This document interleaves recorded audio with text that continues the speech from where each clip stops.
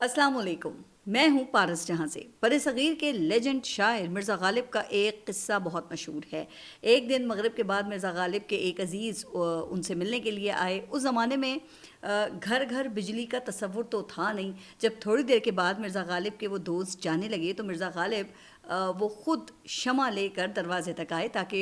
जो उनके दोस्त थे, जो अज़ीज़ थे, वो अपना जूता रोशनी में देख कर पहन लें। मिर्ज़ा ग़ालिब के अज़ीज़ ने कहा कि क़िबला, आपने क्यों तकलीफ़ फरमाई, मैं जूता खुद ही ढूंढ कर पहन लूँगा। मिर्ज़ा साहब बोले, मैं आपका जूता दिखाने को शमा नहीं लाया, बल्कि इसलिए लाया हूँ कि कहीं आप मेरा जूता ना पहन जाएं।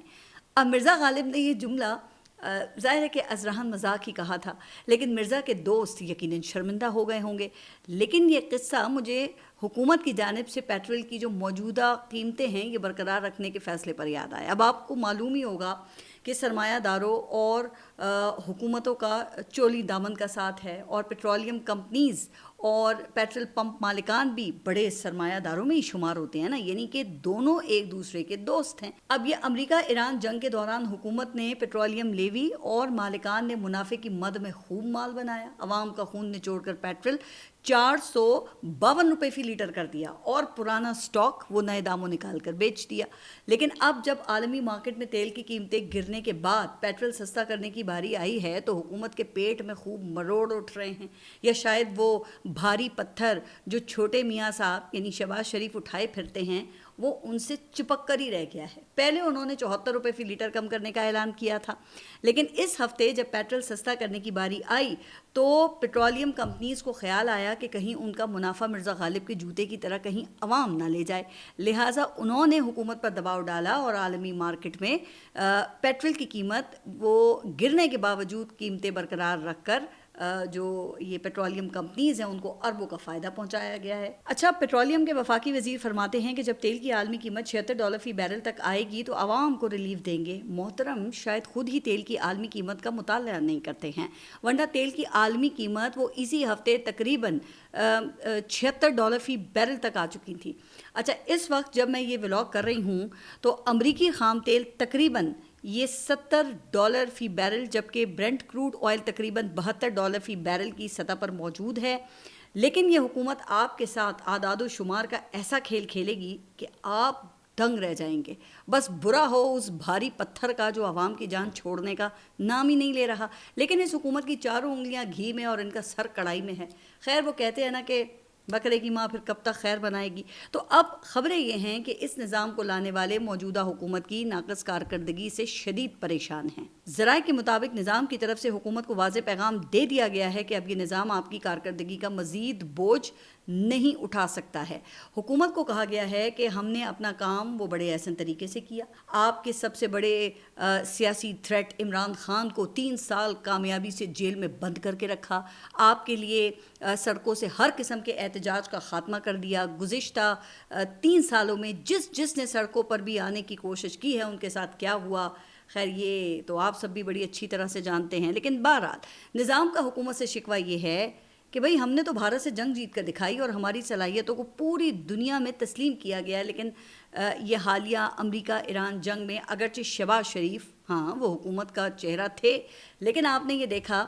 कि पसे पर्दा जो तमाम मामलात हैं वो फील्ड मार्शल और निज़ाम के नुमाइंदा मोहसिन नकवी ही तय कर रहे थे। लेकिन निज़ाम का शिकवा यह है कि हुकूमत पाकिस्तान की इन 2 बड़ी कामयाबियों पर भी अवामी राय आमा हमवार करने में नाकाम रही है और इस निज़ाम को अवामी कबूलियत हासिल नहीं हो सकी है, और रही सही कसर महंगाई और बैड गवर्नेंस ने पूरी कर दी है। अब इस निज़ाम ने किस तरह आवाम की कमर तोड़ी है तो इसके तमाम आदाद व शुमार मैं अपने पिछले व्लॉग्स में आपको बताती रहती हूँ। लिहाजा अब इम्कान ये है कि जल्द ही हुकूमत में कोई बड़े पैमाने पर एक बड़ी उखाड़ पिछाड़ का इम्कान है। कई बड़ बोले जो वज़रा हैं वो अपने ओहदों से बरतरफ हो सकते हैं या उनके कलमदान तब्दील किए जा सकते हैं, और कई चेहरे वो कैबिनेट में शामिल किए जा सकते हैं। और इसकी खबर मैंने अपने गुज़िश्ता 2 हफ्ते पहले का जो व्लॉग था उसमें दे दी थी। लेकिन चूँकि दरमियान में गिलगित बल्तिस्तान और बजट मंजूर करवाने का चैलेंज हुकूमत के गले की हड्डी बन गया था, इसलिए ये जो मामला है ये बजट के बाद तक کے لیے پھر پوسٹ پون کر دیا گیا تھا. لیکن جناب یہاں سوال یہ پیدا ہوتا ہے کہ کیا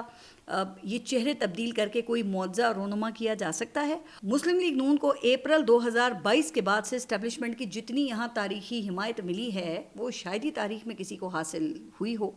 اب اس حکومت کے لیے آپ نے دیکھا کہ عدلیہ کا حلیہ تک تبدیل کر دیا گیا, باغی ججز کو گھر جانے پر مجبور کیا گیا, اور جو پھر بھی نہیں مانے نا انہیں آئینی ترمیم کر کے ٹرانسفر کر دیا گیا. یعنی کہ ہائی کورٹ کا جج نہ ہوا, کوئی 21ویں یا 22ویں گریڈ کا بیوروکریٹ ہو گیا جس کا تبادلہ اس کی مرضی جانے بغیر ہی ایک ہائی کورٹ سے دوسری ہائی کورٹ میں کیا جا سکتا ہے. تو اب اس صورتحال میں کہا یہ جاتا ہے کہ پھر کون سا معزز جج ہوگا جو اس نظام کے خلاف کسی ہائی پروفائل کیس میں فیصلہ دینے کی جرت یا ہمت کر سکے گا. اچھا, پوری دنیا سے آپ دیکھیں کہ سرمایہ کاری لانے کی سڑ توڑ کوششیں کی گئیں, لیکن اس کے باوجود یہ نظام ڈیلیور کرنے میں اب تک تو ناکام رہا ہے. تو بھائی اب چہرے تبدیل کرنے سے کون سی تبدیلی رونما ہو جائے گی پھر؟ اچھا, اب کہا جاتا ہے کہ یہیں پر پھر اڈیالہ کے قیدی عمران خان کا جو کردار ہے وہ مزید اہم ہو جاتا ہے. سیاسی استحکام اس وقت تک ممکن نہیں ہے جب تک پاکستان کی سیاست کا سب سے بڑا سٹیک ہولڈر وہ اس نظام پر اپنی مہر نہ لگا دے اور اگلے الیکشن تک اس نظام کو قبول کر کے چلنے کی یقین دہانی نہ کرا دے. اب عمران خان کے ایبسلیوٹلی ناٹ کو یس میں بدلنے کے لیے عمران خان پر مزید سختیوں کا آغاز ہو گیا ہے, اور عمران خان کی بہن علیمہ خان نے ابھی حال ہی میں اسلام آباد ہائی کورٹ سے رجوع کیا ہے جس میں انہوں نے عمران خان کی قید تنہائی ختم کرنے کا مطالبہ کیا ہے. علیمہ خان نے اسلام آباد ہائی کورٹ میں دائر درخواست میں superintendent jail, I G jail خانہ جات, chairman NAB, D G F I A اور پمس کے ایم ایس کو فریق بنایا ہے. عدالت میں دائر درخواست میں موقف اختیار کیا گیا ہے کہ 8 اپریل کو عمران خان کے وکیل کی میٹنگ میں سامنے آیا تھا کہ عمران خان کو 22 گھنٹے اور بشرا بی بی کو 24 گھنٹے قید تنہائی میں رکھا جاتا ہے. پچھلے 6 ماہ سے عمران خان کے ساتھ فیملی یا پارٹی میں سے کسی کی ملاقات نہیں کروائی گئی. درخواست کے مطابق عمران خان کو قید تنہائی میں رکھنے کا ذکر کسی فیصلے میں موجود نہیں. علیمہ خان کا کہنا یہ ہے کہ میرے بھائی کو قید تنہائی میں رکھ کر ایک غیر انسانی رویہ وہ رواں رکھا جا رہا ہے. وہ بتاتی ہیں کہ عمران خان کا کہنا ہے کہ ان کی آنکھ کی 85% جو بینائی ہے وہ متاثر ہوئی ہے, اور علیمہ خان نے درخواست میں استدعا کی ہے کہ عمران خان کو قید تنہائی میں رکھنا غیر قانونی قرار دیا جائے, اور یہ درخواست بیرسٹر سلمان صفدر کی وساطت سے اسلام آباد ہائی کورٹ میں دائر کی گئی ہے. اچھا, اس سے پہلے بشرا بی بی کی بیٹی کی جانب سے بھی ان کی قید تنہائی کے خلاف جو درخواست ہے وہ دائر ہو چکی ہے. اچھا, علیمہ خان کی اس درخواست کو ہائی کورٹ نے سماعت کے لیے منظور کر لیا ہے, لیکن 190 ملین پاؤنڈ کیس کے مقدمے کے لیے اہم سماعت آج اسلام آباد ہائی کورٹ میں ہوئی, جو جناب حیرت انگیز طور پہ پاکستان تحریک انصاف کے وکلاء کی درخواست پر دلائل کے آغاز کے بغیر ہی 2 ہفتے کے لیے ملتوی کر دی گئی. اب بھائی معلوم نہیں کہ ایسی کون سی آخر آفت آ گئی ہے کہ پاکستان تحریک انصاف کے وکلاء اس کیس میں دلائل کا آغاز ہی نہیں کر رہے ہیں. اس سے تو دیکھیں تاثر پھر یہی جاتا ہے نا کہ شاید پاکستان تحریک انصاف کے اندر سے کچھ لوگ نہیں چاہتے کہ عمران خان وہ جیل سے باہر آئیں. خیر, پی ٹی آئی جانے اور ان کے وکلاء جانے. اچھا, آج اس کیس میں سزا معطلی اور جو ضمانت کی درخواست ہے وہ بھی سپریم کورٹ میں دائر کر دی گئی ہے, اور یہ میں آپ کو اپنے پچھلے جو ولاگز ہیں ان میں بتا چکی ہوں کہ اس کیس میں اسلام آباد ہائی کورٹ کا فیصلہ حکومت اور عمران خان دونوں کے مستقبل کا تعین کرے گا. یعنی کہ اگر عمران خان کو اس مقدمے میں ریلیف مل جاتا ہے تو پھر اس کا مطلب یہ ہے کہ عمران خان کے موقف میں نرمی آئی ہے, اور دوسری طرف سے بھی موقف جو ہے وہ نرم کرنے کا ثبوت دے دیا گیا ہے. لیکن اگر عمران خان کی اس مقدمے میں سزا وہ برقرار رہتی ہے تو اس کا مطلب یہ ہے کہ عمران خان کا ایبسلیوٹلی ناٹ وہ اسی طرح سے برقرار ہے. لیکن علیمہ خان کی اسلام آباد ہائی کورٹ میں درخواست سے ظاہر یہ ہوتا ہے کہ عمران خان پر دباؤ بڑھانے کے لیے اب مزید سختیاں کی گئی ہیں, اور قید تنہائی ان میں سے ایک ہے. کہا یہ جاتا ہے کہ قید تنہائی یا سولیٹری کنفائنمنٹ ایک انتہائی خوفناک سزا ہوتی ہے جس میں جسمانی تشدد کے بغیر انسان کی جو نفسیات ہے اور اعصابی نظام ہے اس کو تباہ کر دیا جاتا ہے. اس میں قیدی کو ایک چھوٹے سے کمرے میں اکیلا رکھا جاتا ہے, اور اس کا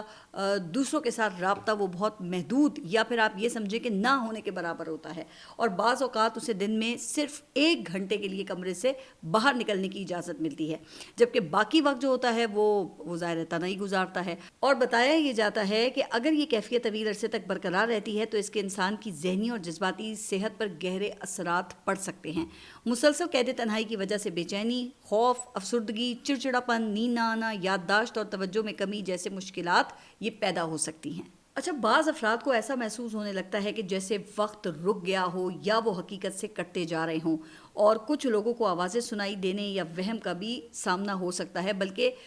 عمران خان وہ ایک مرتبہ اس قسم کی شکایت بھی کر چکے ہیں۔ کہا یہ جاتا ہے کہ عمران خان کی آنکھ کے اس حد تک خراب ہونے کی ایک وجہ یہ بھی ہو سکتی ہے کہ ان کو یہ مسئلہ انتظامیہ تک لانے میں بہت وقت لگ گیا، اور یہی وجہ ہے کہ بہت سے جو ماہرین نفسیات اور انسانی حقوق کی تنظیمیں ہیں نا، وہ طویل مدت کی جو قید تنہائی ہے اس کو انتہائی سخت اور نقصان دہ قرار دیتی ہیں، خاص طور پہ جب اسے غیر مناسب وجہ یا غیر معینہ مدت تک جاری رکھا جائے۔ اب اسی لیے دنیا کے کئی ممالک میں اس کے استعمال اور قوانین کی نگرانی کو زیادہ سخت بنایا گیا ہے تاکہ قیدیوں کی ذہنی صحت اور بنیادی انسانی حقوق کا تحفظ کیا جا سکے۔ اور دیکھیں، یہ بھی حقیقت ہے کہ کئی قیدی اس سزا سے ٹوٹ بھی تو جاتے ہیں نا، لیکن ابھی تک جس طرح عمران خان نے اعصاب کی مضبوطی کا ثبوت دیتے ہوئے خود کو اپنے موقف پر مضبوطی سے کھڑا رکھا ہے، وہ قائم ہیں اس وقت تک، تو پھر یہ واقعی قابل تحسین ہے۔ لیکن 22 اور 23 گھنٹے کی جو قید تنہائی ہے وہ یقیناً ان کی جسمانی اور ذہنی صحت پر گہرا اثر تو ڈال رہی ہوگی۔ اسی لیے علیمہ خان نے اب اسلام آباد ہائی کورٹ سے رجوع کر لیا ہے، لیکن وہ میر تقی میر کا شعر ہے نا کہ میر کیا سادے ہیں بیمار ہوئے جس کے سبب اسی عطار کے لڑکے سے دوا لیتے ہیں۔ تو میرا نہیں خیال کہ اسلام آباد ہائی کورٹ عمران خان کی ملاقاتوں کی بحالی کے حوالے سے کوئی بڑا حکم دے گی۔ ہاں، یہ ضرور ممکن ہے کہ عمران خان کی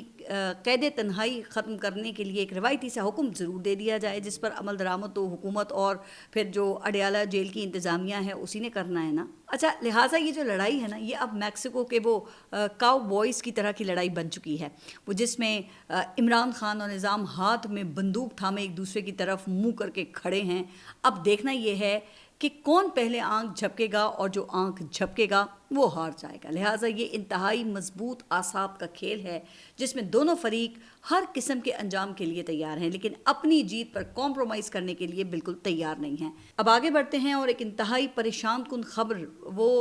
پاکستان میں دہشت گردی کے حوالے سے ہے۔ پاکستان میں گزشتہ چند دنوں میں دہشت گردی کے نہایت سنگین واقعات ہوئے ہیں جنہوں نے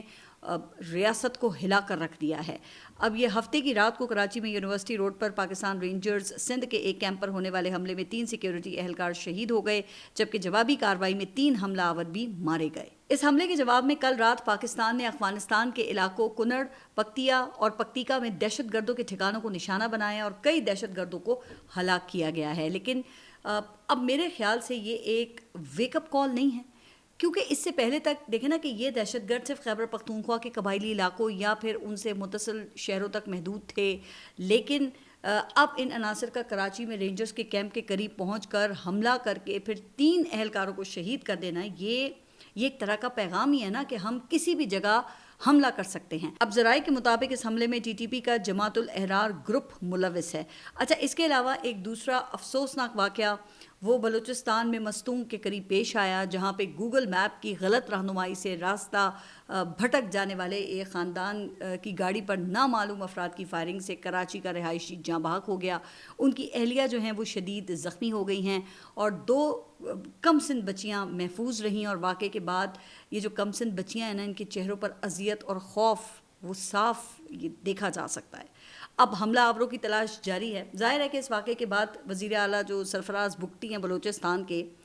ان سے تو کوئی بھی جواب نہیں مانگے گا، وہ بھی آپ دیکھنا کہ روایتی الفاظ میں دہشت گردوں کی مذمت میں ایک اپنا بیان داغ دیں گے۔ ویسے بھی ماہرنگ کو عمر قید کی سزا کے بعد سرفراز بگٹی اور نظام کے لوگ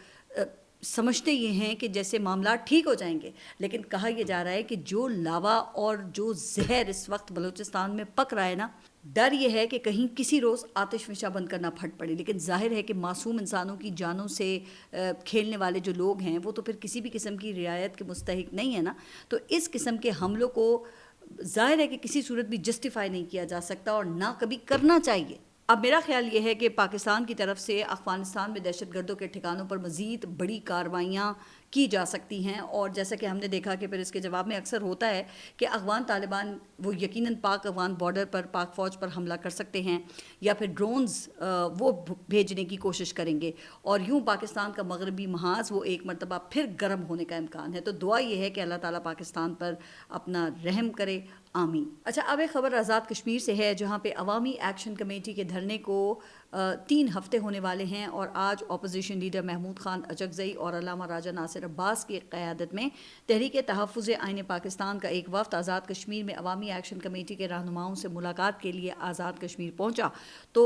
انہیں آزاد کشمیر میں داخل ہی نہیں ہونے دیا گیا اور ناکے پر روک لیا گیا۔ اچھا، اب دیکھیں، یہ کوئی عام لوگ نہیں تھے، ان میں پاکستان کے اپوزیشن لیڈر اور پارلیمنٹیرینز بھی شامل تھے۔ تو کیا اب آزاد کشمیر ایک نوگو ایریا بن چکا ہے، یا حکومت نے فیصلہ کر لیا ہے کہ آزاد کشمیر کے شہریوں کو پاکستان سے مکمل بدزن کر دینا ہے؟ اور کیا خیال ہے کہ اس طریقے سے آزاد کشمیر کا جو مسئلہ ہے وہ حل ہو جائے گا یا مزید خراب ہوگا؟ اچھا، اب ایک خبر بین الاقوامی میدان سے ہے، جہاں پہ امریکہ اور ایران کے درمیان سیز فائر کا جو معاہدہ ہے وہ بظاہر ٹوٹتا ہوا ہی دکھائی دے رہا ہے۔ اگرچہ منگل کو امریکہ اور ایران نے اس حوالے سے مذاکرات کا عندیہ دیا ہے، لیکن بہرحال کشیدگی جو ہے وہ برقرار ہے، اور یہ سلسلہ 2 روز پہلے شروع ہوا جب آبنائے ہرمز پر عمان کے قریب ایک بحری جہاز پر ایران کی جانب سے حملہ کیا گیا، اور اس میں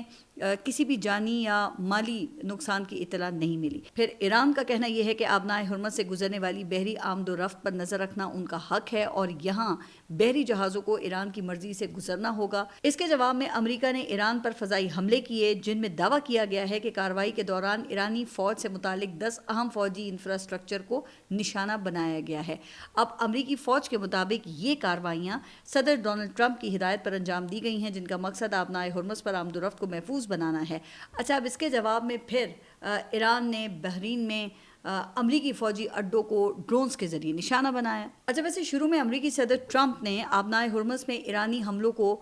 جنگ بندی معاہدے کی احمقانہ خلاف ورزی قرار دیتے ہوئے کہا تھا کہ اس معاملے کو انتہائی سنجیدگی سے ہم دیکھ رہے ہیں، لیکن پھر شاید جب وہ پوری طرح سے نیند سے بیدار ہوئے تو انہیں احساس ہوا کہ یہ معاملہ یہ بھئی اتنا چھوٹا نہیں ہے جتنا کہ وہ سمجھ رہے تھے، لہٰذا اس مقصد کے لیے تو کوئی بہت بڑا، سخت اور سینسیشنل قسم کا بیان دینا چاہیے، جس سے کم از کم پوری دنیا میں ہیڈ لائنز تو بن جائیں نا، اور میرے سپورٹرز کو بھی احساس ہو جائے کہ میں ان سب باتوں کا انتہائی سنجیدگی سے ان کو دیکھتا ہوں۔ تو صدر ٹرمپ نے بیان داغ دیا کہ اگر حالات نہ بدلے تو واشنگٹن اپنی فوجی کارروائیاں مزید وسیع کر سکتا ہے، اور ایسا وقت بھی آ سکتا ہے جب امریکہ کے لیے مزید تحمل ممکن نہ رہے۔ انہوں نے ایران کو دھمکی دیتے ہوئے کہا کہ ایسا نہ ہو کہ ایران کا وجود ہی نہ رہے۔ اچھا، اب اس قسم کی جو دھمکیاں ہیں نا، وہ موصوف پہلے بھی دے چکے ہیں کہ ایرانی تہذیب کو صفحہ ہستی سے مٹا دیا جائے گا وغیرہ وغیرہ وغیرہ۔ یاد ہے نا کہ ایک مرتبہ تو انہوں نے ایک رات کی وہ ڈیڈ لائن بھی دے دی تھی کہ آج کی رات ہی ایران کی تہذیب کو صفحہ ہستی سے مٹا دیا جائے گا، اور پوری دنیا میں پھر اس کے بعد تہلکہ مچ گیا تھا کہ بھئی ٹرمپ پتہ نہیں وہ کیا کرنے والے ہیں، اور کیا ٹرمپ ایران پر ایٹم بام گرانے کی دھمکی تو نہیں دے رہے۔ اور پھر یہی وہ وقت تھا جہاں سے پہلی مرتبہ پاکستان کی امریکہ اور ایران کے درمیان جو ثالثی ہے اس کا آغاز ہوا، جب ٹرمپ نے ڈیڈ لائن ختم ہونے سے کچھ گھنٹے پہلے یہ کہہ دیا تھا کہ پاکستان کے وزیر اعظم شہباز شریف کی درخواست پر وہ ڈیڈ لائن میں 2 ہفتوں کی توسیع کر رہے ہیں۔ تو اب ٹرمپ کی دھمکیوں کو پوری دنیا میں آپ دیکھ رہے ہیں نا کہ کوئی سنجیدگی سے لیتا ہی نہیں ہے، بلکہ اب ٹرمپ کو امریکہ کے اندر بھی کوئی سنجیدہ نہیں لیتا ہے، اور اس جنگ نے ٹرمپ کے بھرم کو تو پوری طرح سے تباہ کر کے رکھ دیا ہے۔ تو اب ٹرمپ کی نظر وہ صرف نومبر کے مڈ ٹرم الیکشنز کی طرف ہے۔ وہ ریپبلکنز کی اکثریت کو یقینی بنانا چاہتے ہیں، اور صرف اسی مقصد کے لیے اس قسم کے بیانات جو ہیں وہ دیتے رہتے ہیں، ورنہ انہیں بھی معلوم ہے اچھی طرح کہ اب وہ ایران کے خلاف کسی قسم کی فوجی کارروائی کرنے کی اس وقت پوزیشن میں نہیں ہے۔ اس وقت مشرق وسطیٰ کا ورلڈ آرڈر وہ جناب تبدیل ہو چکا ہے، جہاں پہ امریکہ کی کوئی گنجائش نہیں ہے، اور جلد ہی امریکہ کو بوریا بستر سمیٹ کر مشرق وسطیٰ سے اپنے فوجی اڈے بند کر کے نکلنا ہوگا۔ بہرحال اب ایران نے امریکہ کے اوپر یہ واضح کیا ہے کہ آبنائے ہرمز کسی کی ملکیت نہیں ہے، اور یہاں سے ایران کی اجازت کے بغیر گزرنا امریکہ کے لیے خطرناک ثابت ہو سکتا ہے۔ اب ایران یہاں سے گزرنے والے جہازوں پر ٹول عائد کرنا چاہتا ہے، جبکہ عمان ابھی تک اس کی مخالفت کر رہا ہے، اور یہ سب ایک ایسے وقت میں ہو رہا ہے جب پاکستان کی کوششوں سے ایک MOU سائن ہو چکا ہے، اور اس وقت ٹیکنیکل لیول کے مذاکرات جاری ہیں، جن کا ایک دور بھی آپ نے دیکھا کہ مکمل ہو چکا ہے۔ تو ظاہر ہے کہ ایسے میں پاکستان وہ تو کسی صورت یہ نہیں چاہے گا کہ معاملات ایک مرتبہ پھر جنگ کی طرف چلے جائیں، لیکن شاید ان واقعات کے بعد پاکستان کا کام وہ تھوڑا بڑھ گیا ہے، اور اب حالیہ جھڑپوں کو رکوانے کے لیے پاکستان کو مزید محنت کرنا ہوگی۔ اب بڑی مشکل سے یہ پیٹرول کی قیمتوں میں کمی ہوئی ہے، اور بہت کم ہی صحیح، لیکن ایک عام پاکستانی نے تھوڑا بہت سکھ کا سانس تو ضرور لیا ہے. تو پھر اب یہ دیکھتے ہیں کہ کل منگل کو مذاکرات کا پھر کیا نتیجہ برآمد ہوتا ہے. یہ ہلکی پھلکی ٹھاٹھ صرف ایک دوسرے کو نیچا دکھانے کے لیے ہے، یا پھر ٹیکنیکل لیول کے مذاکرات کا کوئی نتیجہ بھی نکل آئے گا، یا معاملات ایک مرتبہ پھر خدا نخواستہ ایم او یو سے پہلے کی صورتحال پر جانے کا اندیشہ ہے. تو اس وقت معاملہ جناب ایک دوسرے کو فتح کرنے سے وہ آگے نکل کر آبنائے ہرمز پر کنٹرول کی لڑائی بن چکا ہے. آپ سب اپنا خیال رکھیے اور اگلے ولاگ تک کے لیے اللہ حافظ.